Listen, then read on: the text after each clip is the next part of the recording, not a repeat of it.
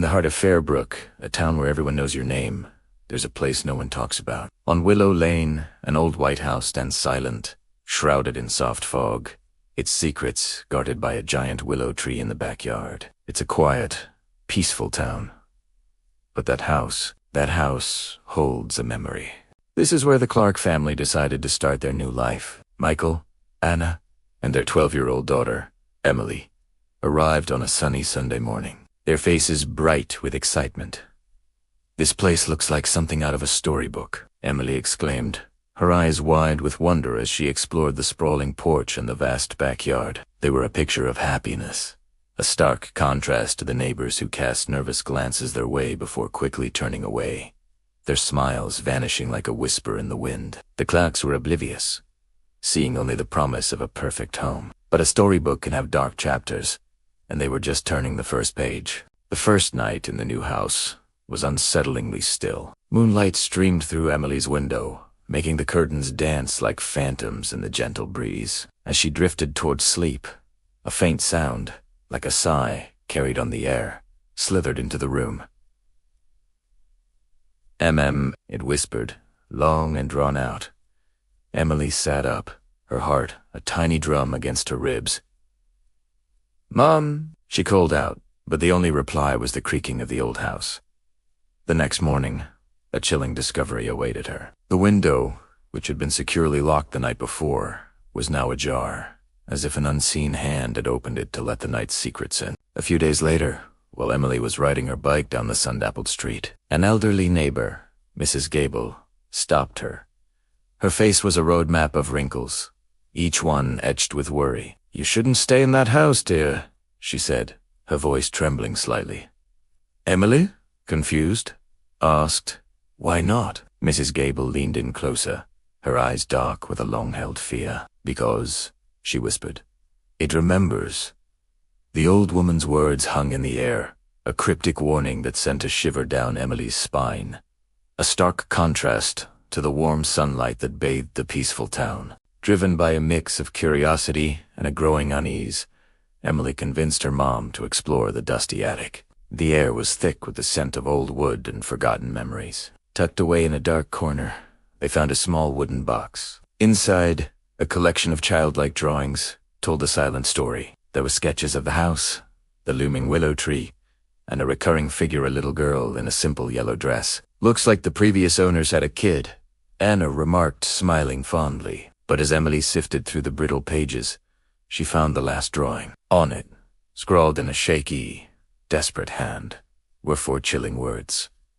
"I'm still here." That night, the whispers returned, no longer faint, but filled with a desperate urgency. "Emily, help me." The voice seemed to pull her from her sleep, a cold hand on her soul. She crept to her window and peered out into the moonlit yard. The great willow tree swayed, its branches reaching like skeletal arms. "Downstairs," the voice pleaded, a ghostly breath against the glass. Every instinct screamed at her to stay in bed, to hide under the covers, but a strange compassion, a pull she couldn't explain, guided her feet out of the room and towards the growing darkness below. The whisper led her to the basement door, which was already slightly ajar, a sliver of darkness beckoning her in. A cold breeze wafted out, carrying the smell of damp earth and decay. With a trembling hand, she pushed the door open and descended the creaky wooden steps. Her phone's flashlight cut a weak path through the oppressive gloom. And then she saw it. On the cold, stone wall, a series of small, dusty handprints had been arranged to form a message, the same one from the drawing. "I'm still here." Just as she read the words, a ghostly presence, cold as the grave, brushed against her sleeve. A new whisper echoed in the silent basement, soft and pleading. "Here, please." A strange energy now filled the house. As Emily returned to the attic, the drawings began to move on their own, sliding across the dusty floorboards to form a path, leading from the attic, down to hole, and stopping at the door to her own room. The final drawing was different. It now showed the little girl in the yellow dress, her hand outstretched, holding Emily's. The message beneath it had changed to, "Help me go home. it read. In that moment, everything clicked into place. The whispers, the warnings, the drawings. It wasn't a threat. It was a cry for help. The ghost wasn't trying to scare her. She was just a lost child, trapped between worlds, and she needed a friend.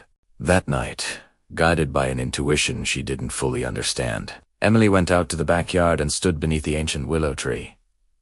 The air was cool and still. As she waited, a faint, glowing outline began to form before her. It was the girl from the drawings, her form translucent and shimmering in the soft moonlight.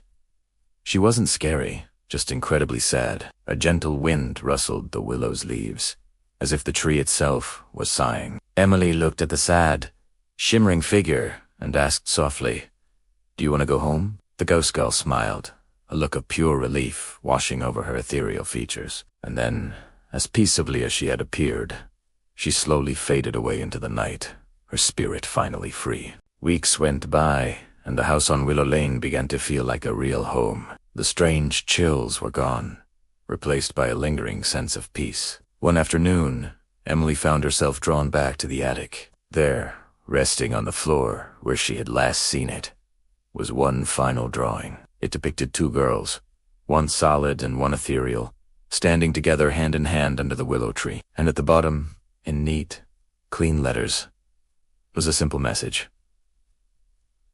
"Thank you for hearing me." The whispers on Willow Lane were finally silent, but their echo would remain forever.